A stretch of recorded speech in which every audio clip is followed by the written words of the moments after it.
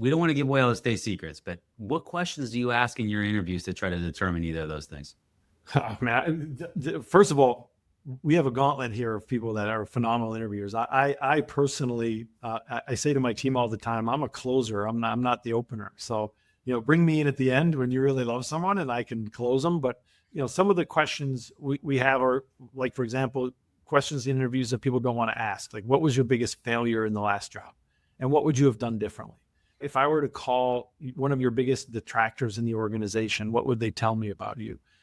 Everybody has those things. It's whether you can readily admit to them. That's the self-awareness part. That, yeah, I made this decision and it didn't work. It was a complete failure and I would have done it differently if I had it to do over again.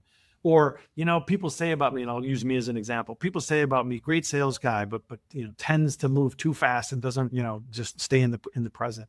Those are things people would say about me. I know it. And so my ability to acknowledge that means I'm always working on that. I want to get better at, being an operator. I want to be better at being, a financial CEO rather than a sales and marketing CEO. But to do that, I have to admit that I'm not. So those are the self-awareness questions.